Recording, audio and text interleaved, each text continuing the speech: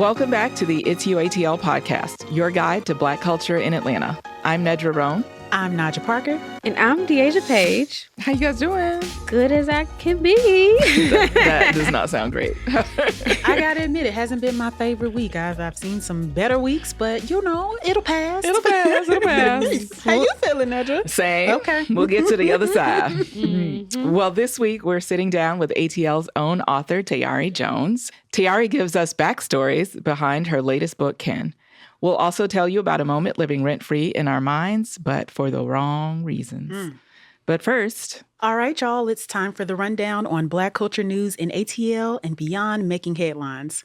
We have new cast members for The Real Housewives of Atlanta, Season 17. It was just announced that Pinky Cole and K. Michelle are joining the franchise. Great. Is that your real thought, Deasia? Is it great, though?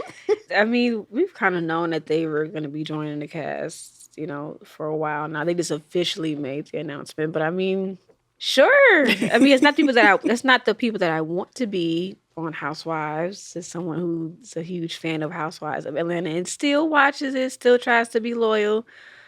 I mean, Kay and Michelle makes more sense to me than Pinky Cole, but I think it's interesting that these are the choices they've selected to increase the viewership of the show, because that does not make me want to watch it. Season 16 was the lowest ratings that this particular franchise of Real Housewives has had. So yeah, Salt Lake City is the top one now. It's beat Atlanta and Beverly Hills. And Beverly Hills. Who would be like a ratings gem? Well, I mean, I think you have to go back to the roots. I mean, bring Nene back, Candy. I would watch Nene. I would. Kim Zolciak even. Ooh, yeah. I mean, I was even, Kenya Moore. I feel like all of them have interesting things going on right now in their lives. Candy is going through a divorce that seems to be in the news almost every other week now because Ty won't leave her house. That's the latest I've heard. Kenya, she was supposed to be on the last season as a full-time castmate, but she, messed that up by revealing some salacious images of I remember that. Another castmate in her own at the grand opening of her own salon. So, but I still think Kenya is entertaining. She's a reality TV gold to me. She's not my favorite, but I think she brings something that much more than what I think Pinky Cole and K. Michelle would bring. I think. Well, maybe they're gonna dive into Pinky Cole and her as a restaurant business owner because she's been in the news for all kinds of things. Not paying people, not having ownership of the business. She recently got it back. So maybe we'll get some inside scoop about the happenings of Slutty Vegan if y'all are into that. I think it's going to be a PR move for her, trying to make it seem like, I'm an entrepreneur, capital E, like, look at me. I think she also posted the announcement on her LinkedIn, which is so... LinkedIn? Yeah. I think one of the lines was, I'm one of the most important entrepreneurs in the country, that she said. So I think it's going to be a lot of showboating, because I think she probably needs good press, and I mean, she might make her storyline, to move in her favor. I mean, K. Michelle could be interesting because, like you said earlier, Deasia, she was on Love and Hip Hop, and Atlanta. She was really fun to watch. I remember this scene vividly. Was she beefing with Carly Red? Yes. And they're at a restaurant, and Carly Red kind of tries to get Buck, and she tries to intimidate K. Michelle, and K's like, I feel like what Deasia she's said, shaking the table. That was her line. Yes. What Deasia said to me is part of what's wrong with the franchise now. It's people who are trying to promote themselves. Mm-hmm. And, obviously in the, seasons 1 and 2, they were trying to promote things, but nobody knew who those women were. They came out of nowhere and they created this thing from the ground up. And now the thing is there and we're trying to plug in people who already have a profile and we just are trying to, get more ratings. And it just feels like, It loses its authenticity when you do it the reverse way, like pull people with prominent names instead of having them get prominence from the show. Yes, and just organically growing their profile from being on the show. Yeah, that was Nene. Exactly. She was on like primetime TV because of Housewives. So. Yeah, and before that, who had ever heard of Nene Leakes? Nobody. Nobody. Yeah. So anybody from the original cast still on Housewives of Atlanta? Because I never got into the series, so I'm No, less they've The long familiar. oldest, gone. the veterans on the show now are, Portia, who joined in season 5, Phaedra, who came on season 3, I think, and then Cynthia, who also came on season 3, is going to be a friend of the show, Cynthia Bailey.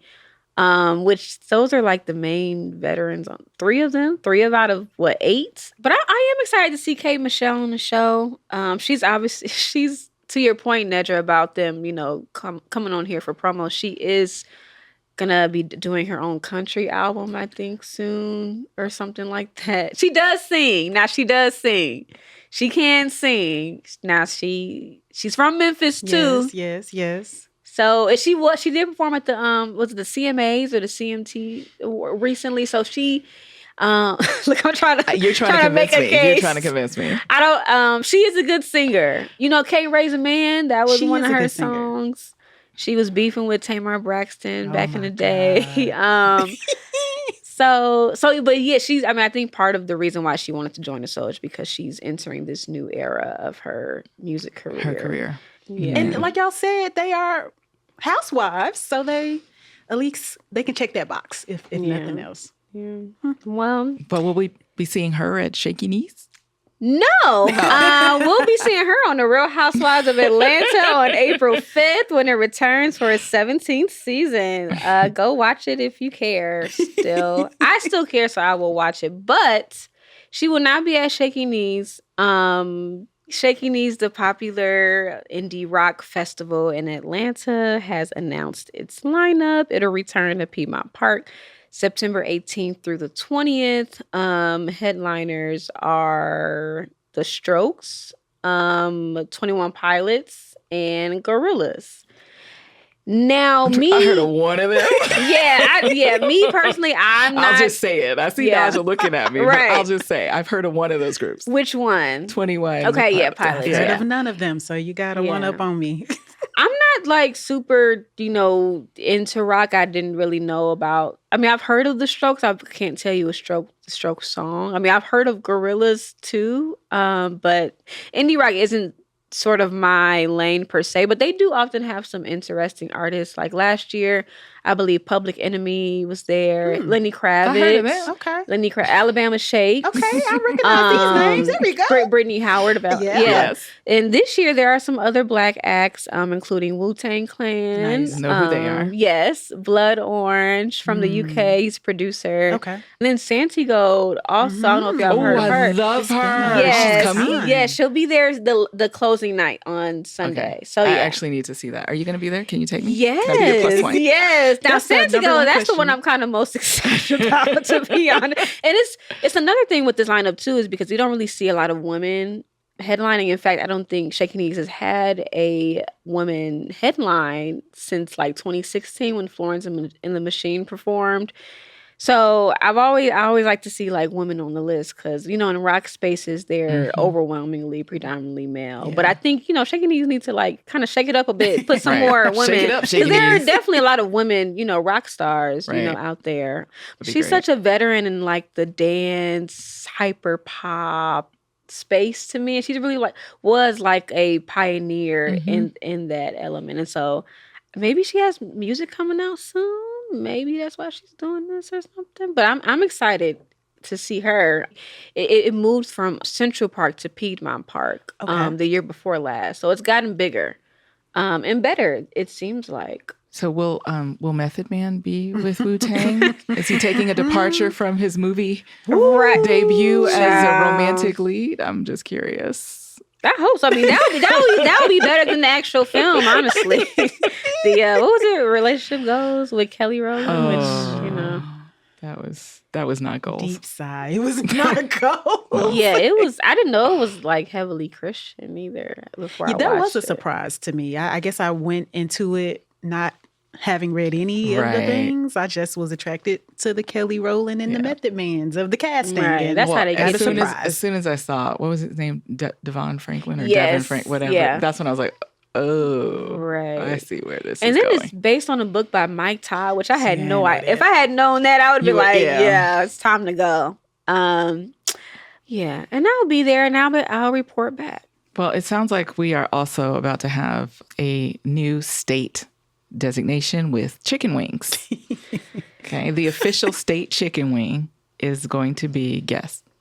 Oh, lemon pepper? How did you know? Right. Oh, man. Oh my gosh. How did you know? Knocked my socks off. Yeah. So, I mean, I guess it's no more crazier than having Brunswick I stew was as the thinking of that. official state stew.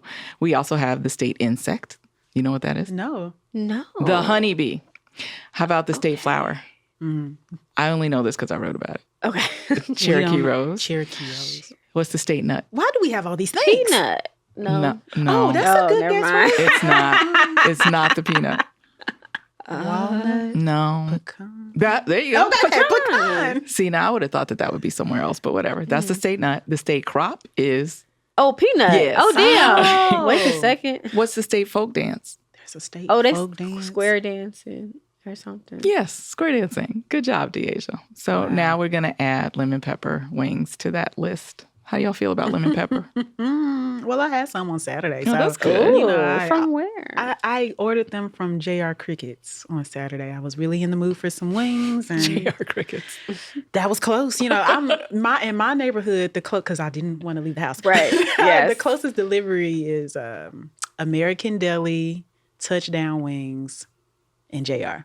I mean, it is appropriate. Atlanta is known for it. I know when people move to the city, they're always like, "Oh, I hear y'all are popular for this thing. Where do I go to get them? What's the best spot to buy them? How do I make them at home?" All the things. All Yeah. the things. So it feels appropriate. How do y'all feel about it? Deasia? I mean, I thought it was already the official chicken wing. I don't know. They got to make it more No, we have to make official. it real. I'm like, I like, I mean, I like lemon pepper wings. Yeah. You know, I do want to try Magic City's wings. I heard they're like really good. Do you like the dry or you like wet? wet? Yeah. Yeah. Me too. I think so. I like the Yeah. dry. Ooh. Yeah, I do. Why? I don't know. Maybe it's a little less messy. I Yeah. don't know. Sometimes Yeah. I like a naked feel. I don't want to be Right. doused in all the sauces. The And stuff. sauces? Yeah. That makes sense. Yeah. Do y'all remember your first experience with lemon pepper wings? Because mine was in college, and we walked down the street to the West End Mall from the school, from Spelman, and there was an American Deli in the food hall, and that was my first introduction. Netra, do you remember yours? Yes. It was, what's the name of that place? It's in College Park. Tom, Dick, and Hank Yeah. on Main Street. Yeah, that's where I had lemon pepper wings the first time. Honestly, the first time I ate them, I choked. I was like, Oh, you didn't like it? well, no, because I'm used to a very different type of wing from Chicago. Okay. You Some know, Harold. That's it. That's it. With a little mild sauce or A something? little mild sauce, salt, and pepper. But yeah, I did not like them the first time I tried them. So how did your taste It's an bud acquired evolve? taste, Okay. I think. I think that I, gradually, because they kept showing up. You couldn't And I was escape. like, I gotta eat them because I'm hungry. So that's how I grew to love lemon pepper. Well, I also think I have to shout out Memphis. I think Memphis has fantastic wings. And I've never had Memphis wings. we will What's have good to- about them? They give you a whole wing, first of all. So, no bite size, no party size. No and pieces. No pieces. A nice full wing. Because sometimes you get those party wings and I'm like, where is the rest of the chicken? Because this is too small. Unless I'm greedy, which is also possible. But one of our famous flavors is the honey gold wing. And I don't even... Wait, I have had these. Delicious. Now I did I'm not. already hungry. I Delicious, totally baby. had those. Delicious. Hungrier. How did I not associate that with Memphis though? I don't know. I guess it depends on who you got it from. Wow. No, those are Ooh. good. But that's how I grew up. They are Honey good. goat. So how describe this to me? Ooh, Honey okay, goat. Nedra, you might have to help me with this one. Yeah. It's like a kind of sweet, a little tangy, Yes. like honey A mustardy, golden but sort not of Okay. sauce. Yeah. So Ooh. in Ohio they call them Carolina Gold. I don't know if that's the same, but they taste the same to me. See, now I might have to look up the origin story to make Yeah. sure I'm getting that right. But No, but I think you're right. I mean, yeah, I totally have those. Those are good. They're great. Can I get them here somewhere, I don't know. or is it just a I've never Memphis seen thing? it. I Okay. don't. They may go by other names. Yeah, right. Yeah. Right. And we just don't know. Yeah. All right, well, it's time to switch it up and get into our main segment. So today we're joined by author and Atlanta native Tayari Jones. You've probably heard of her from her book, An American Marriage, which made Oprah's book club back in 2018. Her new novel, Ken, just dropped this February, and it follows two childhood best friends, Vernice and Annie, who are from Honeysuckle, Louisiana. Losing their moms as young girls connected them, and as they grow up, life starts to pull them in different directions, and it really puts their friendship to the test. Tayari, thank you so much for being here with us today. Thank you for having me. Tell us, first of all, just a little bit about how you came up with the idea for this novel and the name, Kin. Well, I have to tell you, this is not the novel that I had been contracted to write. I was trying to write a book on contemporary Atlanta. I wanted to write about someone coming back to the city, and the question really was, can you gentrify your own hometown? And I was trying to write this book, but I felt like I was using like a hammer, nail, saw. I felt like I was making a racket when I should have been making music. And then, just out of desperation, the book is 2 years overdue, I took out a paper and a pencil, like an old school pencil that I had to sharpen. And I just started just writing whatever thoughts came to mind. And that's when I met my characters, Vernice and Annie. And when I saw that they were living in the 1950s, I thought, maybe these are the parents of my real characters? Because I'm not writing a book set in the 50s. But once I got about 150 pages in, I realized that this story wasn't backstory, it was the story. And the title, Kin, comes from the question of family. It's about our desire, our craving for our biological family, but also the healing balm of found family. I want to go back to what you just said about you had the idea of a person who comes back to Atlanta and Sounds gentrifies familiar. it. This is starting to sound a little autobiographical. I don't know. What's going on? Well, I mean, I did come back to the city, Yes. and I wanted to kind of write about someone entering the city and what that feels like and what does that mean, really. But that book just didn't happen. And it forced me to have a certain kind of humility about my own process. I'm not a controlling writer. Like, I don't outline. I don't know how the book is going to end. But hello, I generally know what the book is about. That's a good start. And this time I had to just go where the story wanted to go. And I think that ultimately I wrote about the 50s because I moved back home to Atlanta because I wanted to get to know my parents again as an adult. Because when you know your parents, when you live with them, when you're a child, you don't know them. You kind of think they work for you. You think they came with the house. Like, you don't understand them as independent actors. And so I came home to get to know them better. And I think this book said to me, oh, you want to get to know them better? You need to get to know their era better. That's so important that you say that, because now in my adulthood, I think about that too. My parents are humans and they had full lives before I even entered the picture. Right. Like, once you get to be an adult, you realize, like, your father, that's your mother's man. Ooh. Oof. I'm just saying. I just realized You got that. me on that one. Sorry, wait a minute. I was over there one time. I was like, oh, they go together. Shake that one off. Wow. Yes. No, you don't see your parents as people for sure. Yeah. That's fascinating. And they don't see you as a person either. That is true. You have to move out of their house and be around them as an adult with her own separate house, that they realize that you are a separate person. They realize that you don't work for them either. Yeah, I feel like me and my parents are getting to know each other all over again, especially since we don't live in the same city. I live in Atlanta. They're back in Memphis, which is also Oh, yes. a character in the book, which I appreciated. So tell us more about your lived experience and how much of the book is based on that. Well, you know, I wasn't alive in the 50s. I am 50. I wasn't alive in the 50s. So I had to kind of really imagine the Atlanta into which I was born. But I guess something that overlaps from my lived experience is that a significant portion of the novel is set at Spelman College, and I'm a graduate of Spelman College. Mm-hmm. And we have to just give a round of applause. I'm going to let y'all have that right now. Spelman alum on the mic right now. Yeah, all right. I want to know about that too, because I'm very familiar with Spelman and all its traditions. So how much inspiration did you take from all of Spelman's rituals?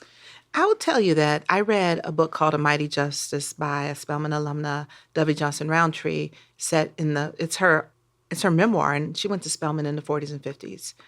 And what I didn't understand about Spelman in those years is that so many of these young women came to Spelman with nothing. They came with all the money that their family had. I met a woman who is 97 now.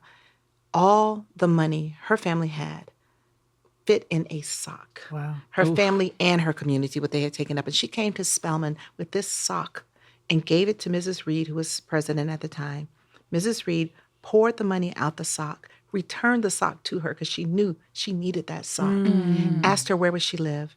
And she said, oh, my aunt knows someone who said I can stay with that family. And Mrs. Reed said, I think you would be better served to stay in a dormitory. She had never heard that word, dormitory. And she moved into Abbey Hall. Now she is 97 years old and she has a PhD in Shakespeare. So people think of Spelman College as where the middle class and elite classes of Black people sent their daughters because they look at the young women at the end of the process and assume this is the same way they arrived. But Spelman College, Morehouse College, Clark College at the time, Atlanta University, Morris Brown College, ITC, they did not only serve the middle class, they created the middle class. Atlanta is known as this Black Mecca because of our colleges and universities changed the trajectory of families for generations.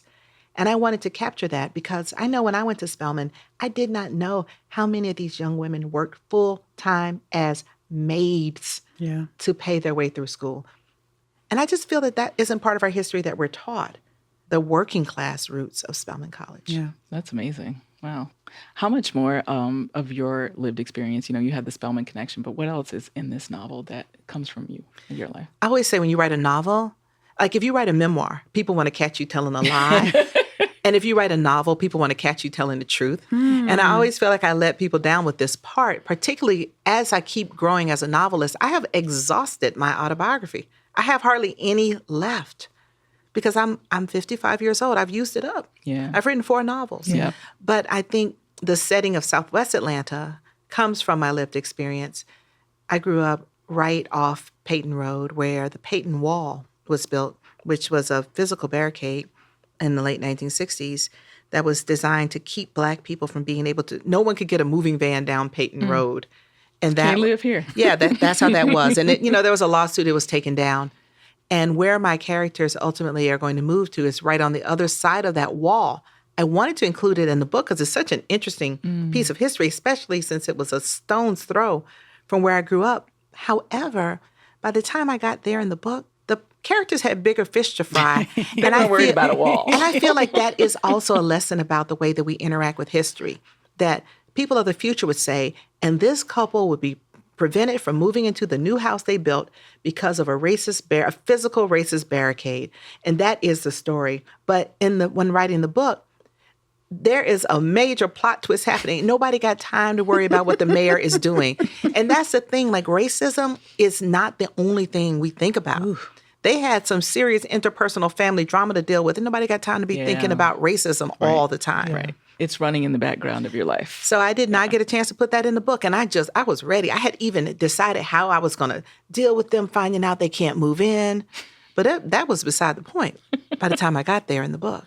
You mentioned to me the last time we talked that this is the first novel that you've written since moving back to Atlanta and that it is your most Southern novel yet. Tell me a little bit more about that. Why do you feel that way? I feel like it's so Southern because all the characters are what we would call a character. Like if you were to meet any of these people, you'd be like, oh, he's a character.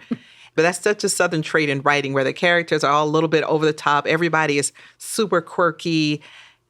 And I always kind of resisted that because I was writing about the South from other places. And when I lived in, when I lived in New York, people acted like I got up there from Atlanta on the Underground Railroad. And you said that before. Yeah, you say you're from Georgia, and they're like, really? You're like, yeah. They're like, oh. How'd you get here? They're like, oh, you can read and write? Yeah, I can. It's true. I did not flee when I went to New York. I went up there because that's where publishing was. But I wasn't like, oh my God, I have to get away from Atlanta. I mean, everywhere I lived, like I lived in Iowa and people acted like they could not understand why a Black person would prefer to live in Atlanta than Iowa. Yeah. Iowa. That's a rough state. It is. I went there once and it was jarring. Oh yeah, I won't go back. It's like a thing. And I'm telling myself, Iowa's your thing? Iowa's a thing. I will not go back. I have that with Wisconsin. Ooh. Oh, yeah. I mean, that's all that? Up there together, really. Yeah, I think everybody has like their one. Yep. Yeah, state where you're like, yeah, no, I'm not going to go back and integrate that state for them ever again. And so I think I was writing with a little bit of defensiveness of that that I was going to be a different kind of Southern writer, that I was going to really lean into the urban South, which is what I know from growing up. And I think it was limiting me. And I think I came home and I wasn't worried about that anymore. How would you say you've changed as a writer from your last book? I think that when I wrote Ken, it was the first time I had to reckon with the idea of my own reputation, my own success. I never had a anticipated book before. This book was 2 years late, but it was not the first time I had been 2 years late. Okay. It was merely the first time anybody cared that I was 2 years late. It was the first time I felt any real pressure. And that was a real different thing. And I had to finally get away from that. And I think that's why writing with a paper and pencil kind of was away from the pressure. And maybe that's why I didn't write the book that I was supposed to write. And I had to turn it into my editor. I didn't even say anything. I was just like, here's the book. And I just gave it to her and kind of like, it was over electronically, but emotionally, I was like, I gave it to her and ran out the room. How else did you navigate this new pressure you just kind of experienced? I felt sometimes like, who am I? I've already had a best-selling novel. Oprah picked it. Obama picked it. Things beyond my dreams. I finally got my NAACP Image Award. Ooh, clap, clap. Like that's like one of those ambitions you have from childhood. Yeah. And so I had to write another book, and I was like, who am I to ask? Who am I to ask the universe, to ask God for another one? Another one? Like other people who are just as talented don't even have one successful book, and I'm trying to have another one. And I realized that I was saying to myself, I've already had more than my share. And if you say more than your share, are you not implying that you didn't deserve it? And so instead of a New Year's resolution, I do this thing, the word of the year. And so I made the word of the year worthy, to remind myself that I am worthy of what I have. And I worked so hard, I'm worthy. Now, what was interesting, though, is during the worthy year, I accomplished nothing because I felt like I'm worthy just as I am. I don't need any more accolades. I'm worthy right here on this couch. And worthy of rest. Yes. Worthy of rest, worthy of pound cake, worthy of whatever I want. So, I wasn't going to the gym. I wasn't doing nothing for a whole year, but it was so important. And then the next year, my word of the year was discipline. Also, I was writing a screenplay for An American Marriage. And let me tell you, you cannot write a new book writing a screenplay of your old book. Yeah. It's like you trying to find love and your ex still lives with you.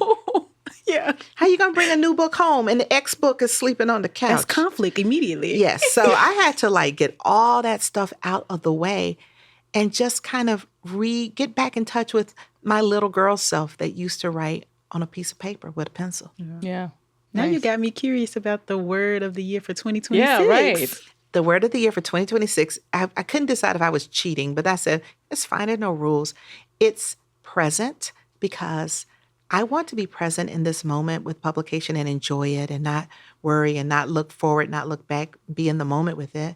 But also, present can be said present because I'm going on a 30-city book tour. That's just domestic. I'm also doing international. And I'm going to be presenting, and I'm going to have a platform. And I have to think about during this kind of momentous days we're living in, how am I going to present? And then finally, I want to work on my gratitude practice and remember that all of this is a gift and a present. Yeah. That's 3 meanings of present. I know. And technically, linguistically, each one of those is a different word. Right. I know. Love that.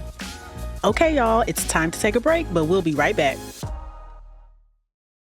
Let's talk a little bit about the book without giving away any of this to anyone who, well, maybe a little. A little bit. You Okay. have to give away a little bit. Let's start with Bernice and Annie being motherless, because I felt like that was such an important part of this story. Why did you feel like that was what they experienced they had to share? I don't know how, because this book came to me in such a mysterious way, I don't have intentionality in the same way, but I can say that they're motherless, but they're differently motherless. Bernice's mother has been killed in an act of domestic violence. Annie's mother has abandoned her. And so Bernice, everyone feels so sorry for her. Her mother is dead. She's got this beautiful mother in the sky. Where Annie's mother is, as everyone says, just trifling. Which I love how you described the word trifling. You just unraveled the meaning of it. Well, did you know, I met this linguist one time, and he told me that what makes a language is that it has to have words that cannot be translated. Like, for example, we use the word petite from French. We bring in the whole word, and there is no English word that means petite. It's not the same as short. It's not the same as small. It's petite is petite. Yeah. And so that is an untranslatable word from the French. And he suggests that trifling is an untranslatable word from African American vernacular English, which makes it a language. That makes sense to me. Yeah, you cannot explain any because it's got this wide meaning. Yeah. Trifling can be as simple as the kind of person that only puts lotion wear on skin that can be seen. Raising my hand. Yeah, see, that's so trifling. We're not going to raise our hand on that. No, I am moisturized all over. Head to toe. Sorry. Head to But toe. the hands looking a little rough. See. They're going to see that.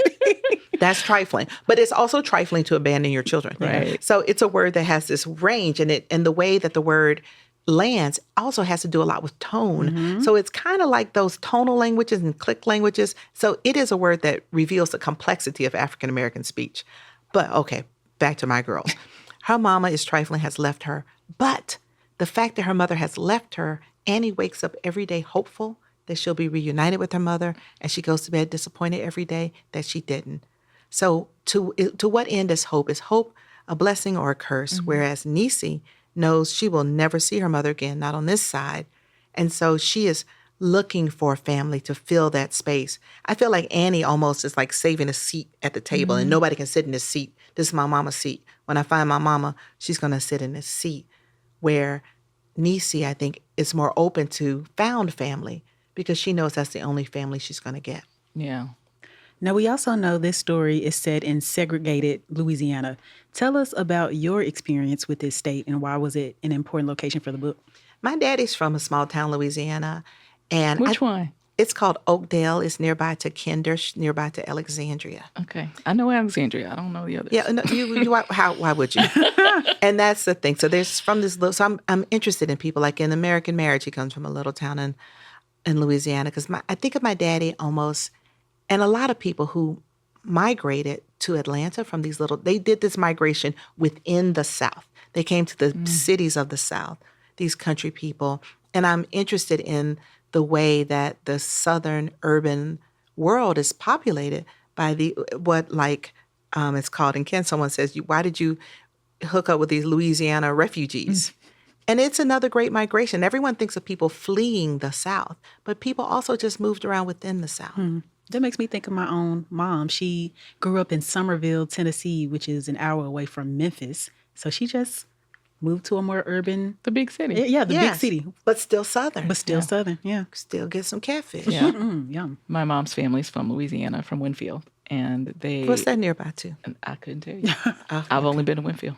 Oh. Shreveport, Well, how'd you get there? maybe? No, that's too far. That's how. I don't know. Okay. We would drive at night, I couldn't see the signs. and I would sleep in the back seat. But we would wake up in Winfield.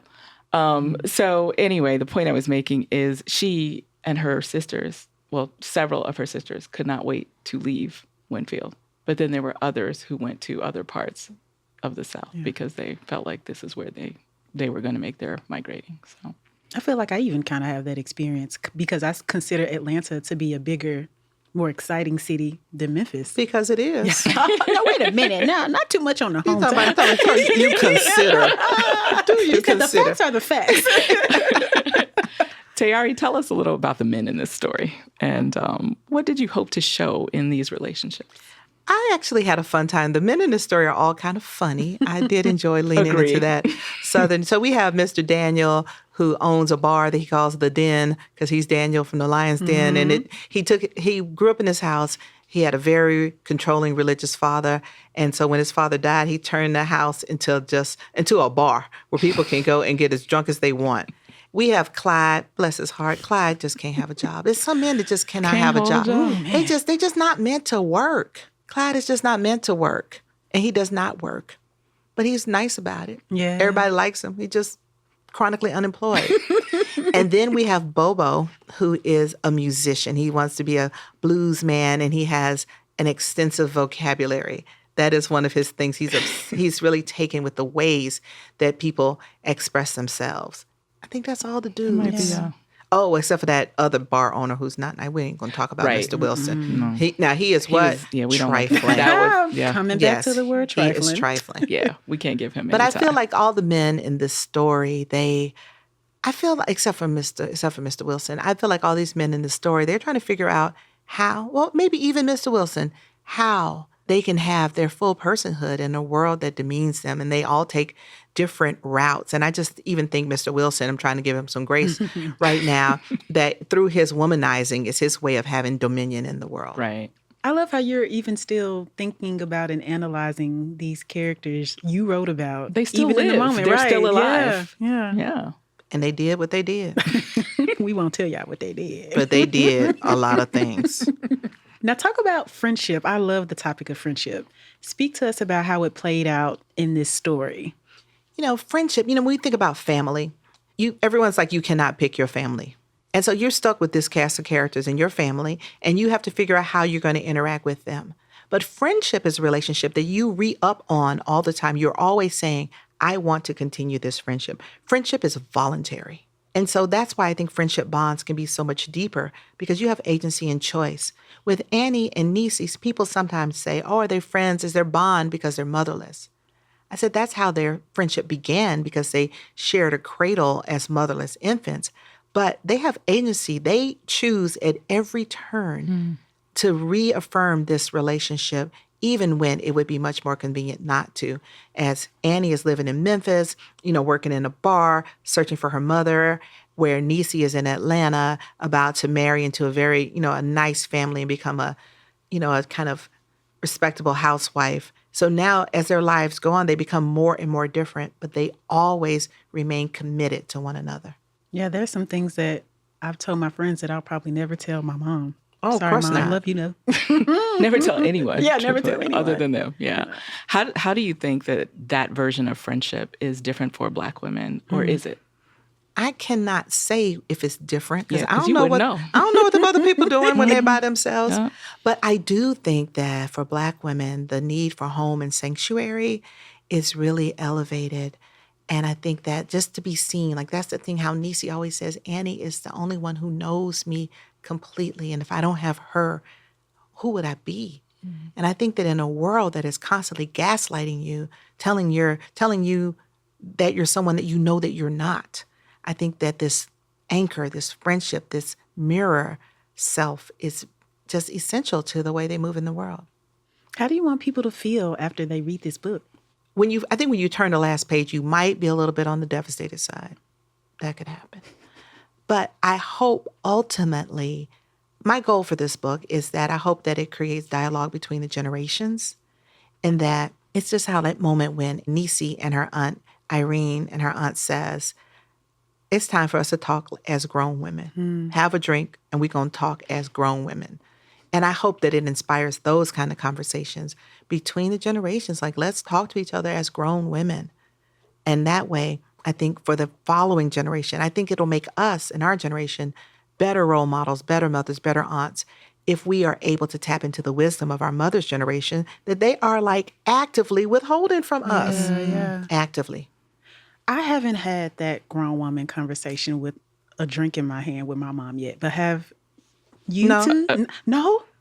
That's what I'm saying. This Okay. generation, they're not trying to Okay. tell us anything, and they need to. So this is what we're going to do. We're going to give them this book. We're going to read this book, and we're going to be talking about the book ostensibly. Yeah. Yeah. I regret not having that opportunity. My mom had a stroke, and so we can't have that type of exchange that I wish that we had had. And I don't know that we ever, as I became an adult, developed an adult relationship. I did get a chance to do that with my dad. So I feel like, okay, that was, but I appreciate in the story for sure when that moment happened, because I felt like she kept saying, I don't know what to do with kids. I don't know what to do. And she was finally just like, you know what? I'm going to just tell you straight out. Sit down, Right. little girl. Forget it. I'm not going to treat you like a kid anymore. We're just going to talk like two women. And that is the way that we can get the wisdom of their experience.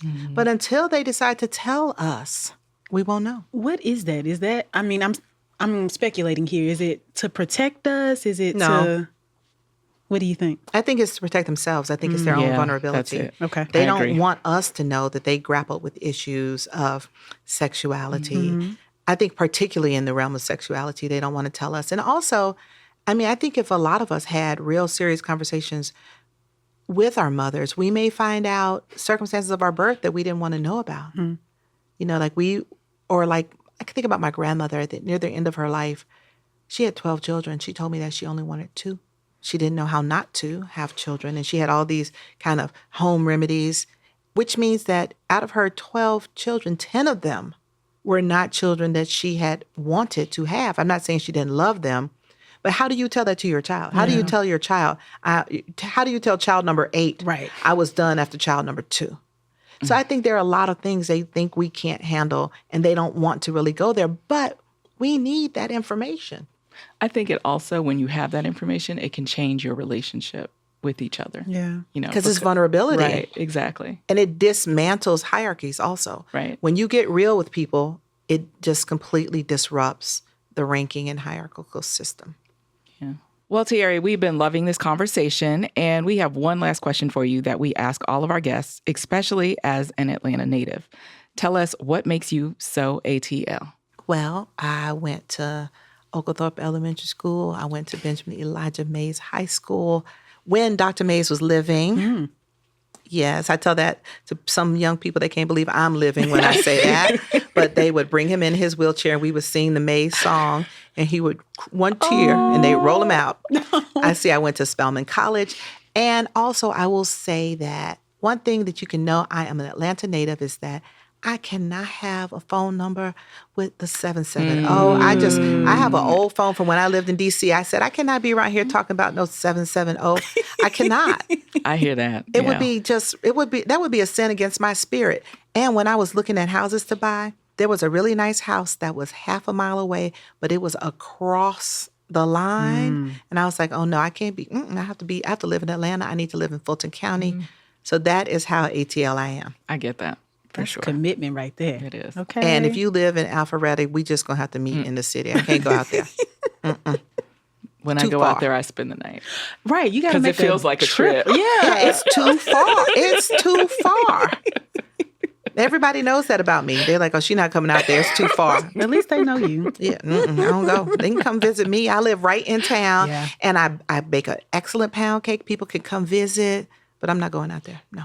Why you live out there? In the first place. I need to come to your house for some baked goods because would love that. the pound cakes and the I make the pies. Didn't you make something? But I make a superb. I have to say, I have to be careful with that pound cake. You know, this pound cake recipe was shared with me many years ago, and it was the headline on the recipe was, "It is a man catching pound cake." Oh. Yes. Be careful with that. Yeah, because I accidentally got a little free with that pound cake. Allowed someone, and I mean a literal. This is not a metaphor. This is an actual pound cake. And that man, it was years. It was a problem. So for those kind of people, you give them the 7-Up pound cake. 7-Up pound cake is a perfectly adequate pound cake. Don't give them the other pound cake. Wow. Wow. I almost want to know more about that, but we'll save that. Yeah, offline. We'll say that. Yeah. Offline. Tayari, thank you so much for joining us this afternoon. It has been such a pleasure. And, you know, Atlanta means everything to me. And also, I'm a big supporter of local media. We love it. We really appreciate that. All right, so before we let y'all go, it's time for Rent Free, where we talk about a story that's all up in our minds and one that seems to be all over social media and everything else at this time is the recent BAFTAs fiasco that happened. So the BAFTAs are basically like the British Oscars. It was hosted by Alan Cumming. And of course, you know, Sinners was a huge movie from the past year, and obviously they were there. Ryan Coogler actually became the first Black person to win Best Original Screenplay for Sinners at the BAFTAs this year. And Michael B. Jordan and Delroy Lindo were there, the stars of Sinners, while they were presenting an award. John Davidson, who's affiliated with the film I Swear at the BAFTAs, said the N-word while they were presenting. And Davidson has Tourette's, and I think the movie I Swear is based on his experiences with Tourette's. So he involuntarily shouted out the N-word as Michael B. Jordan and Delroy Lindo were presenting. This has, you know, caused massive social media uproar for like the past week, and it's still kind of going on. So what were y'all's thoughts on this incident? And also keep in mind that the BAFTAs were pre-recorded. I think hours before everybody else got to see it. It's very troubling, honestly. And why did it explode into a huge thing? Because really, I don't see any two ways about this. Say more. What do you mean? I don't think there should be the gray area that we've created, because yes, you have a person who has a diagnosed illness, syndrome, whatever we call it, right? You knew that you were having that person on your show. You knew that there might be moments where that person had some uncontrollable verbal response to what was happening. You have a time lapse in place so that you could remedy things like that. You managed to remove someone saying the word piss. You managed to remove a person yelling Free Palestine. But you allowed the N-word and all the commentary about we have to have grace because it's his illness, it's who he is. Okay, I understand that. I empathize with him. We have a whole movie explaining what that was. But you all knew what you were doing, and bleeping that out to me is a responsibility that you have to everyone who was watching that show and anyone who was participating in that show. Yeah, I mean, it's just unfair for all parties involved. Also, I read something in The Guardian where Davidson said that the BAFTAs and BBC told him that they would censor out, And there you have it. So it's exactly. really the BAFTAs and BBC Exactly. fault. So this is why would you do that? Now, have they answered the question as to why they didn't bleep out this word and bleep out others? I haven't seen that. Has anyone seen a response to that? I mean, even during the show, during the telecast, I think the media response live from Alan Cumming, the host, was like something about like, "Oh, if you were offended," which struck. Oh no, people he the said wrong that way. pissed me off too. Yeah, sorry. No, he said he said you may have heard strong language. So I'm tired of the way we play with that word. Okay, it looks like BAFTA has responded with an apology. The incident prompted the British Academy of Film and Television Arts to apologize for, and this is in quotes, offensive language that carries incomparable trauma and pain for so many, end quote. Adding, start the quote again, "We would like to thank Michael and Delroy for their incredible dignity and professionalism." And then it goes on to say, "We deeply understand that these words can cause hurt, but at the same time, it is vital that but I don't see them getting to the part where they. That's what I'm saying. Why didn't they bleep it out? Right. Yeah, I don't think they they specified that part. Okay, I found another update. Okay, tell us. This Tell is me. from the BBC.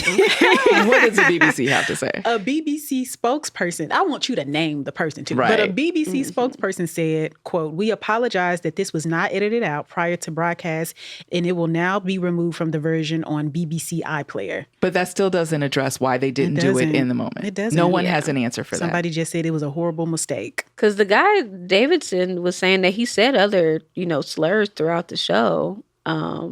So I don't see any clips of those slurs, but it just puts it really puts him at an unfair position, because now I've seen talk about like, oh, well, he shouldn't have been invited to the show anyway. It's like, well, wait a second. Yeah. there were the hell controls on. in place, and Yeah. they didn't use them. Yeah. And then this line says, "The corporation declined to comment further on why it wasn't initially edited." Because they don't have an bleeped answer. out. I'm going to tell you why they didn't. Okay.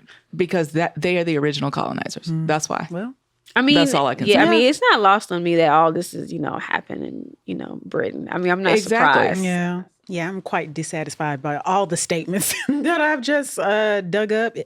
It's almost the like nothing, they're all all the the big nothing. It's like they're word trying salad. to distract us You're by, right. explaining to us the condition Right. and Right. how it works, and that's And not that's my what we're problem with looking all of the for. conversation around Yeah. this is we are not talking about the real problem, which Yeah. is why didn't you edit this out? Period. There's no other question to be asked. There's no other conversation or debate that needs to be had. That's the only thing. And we still, so far that we can see on the internet, don't have an answer. And I see another quote from Davis. I think he talked to Variety, but this saw is that the article that The Guardian picked up. He said, "I remember there was a microphone just in front of me, and with hindsight, I have to question whether this was wise, so close to where I was seated." So it seemed like there were a bunch of parameters they didn't really even think about in terms of Or maybe they thought about it and I do think there's were two trying to things. pick I mean, things maybe up. they didn't really. I feel like there should have been more. There should have been some sort of disability consultant it puts everybody it's just unfair all around. And the BAFTAs and BBC get it together. Yeah. Yeah. I don't think Michael B. Jordan has said anything about this. I think Delroy Lindo has, and I think he said that he wanted like an apology or he wished they would have talked to them immediately or something like that. Yeah. The photo that I saw, the two of them, they did not look pleased. At all. At all. Because Yeah. what would your face look like if you were in that moment? The same? Maybe worse? No, you wouldn't see my face because I would have walked out the door as soon as I heard that. You would. I would have walked off stage and out the door. I've never watched the BAFTAs a day in my life, so You can keep it that way, girl. No need to tune in now. Exactly. Definitely not tuning in no time soon. So BAFTA boycott. right. Exactly. Well, that's all we have time for on this week's episode. All right, ladies, let's do this again soon. Yes. All right. See you next time. Bye. Bye. Thanks for listening to It's UATL. UATL is a source for Black culture and community in Atlanta, powered by the Atlanta Journal-Constitution and its supporters. The show is hosted by Nedra Roan, Deasia Page, and me, Naja Parker. If you liked the episode, be sure to follow us and leave us a rating and review. It really helps. It's UATL wouldn't be possible without our lead producer, Isabel Kirby McGowan, and producer Kara Schillen. Extra support from Shane Beckler and Ron Williams. Our executive producer is Gavin Godfrey. Megan Nadolski is our senior producer, and Samantha Stamler is the head of audio. Special thanks to Janelle Davis, the managing editor of UATL for the AJC. Want more UATL? Be sure to join the community at uatl.com. See you next week.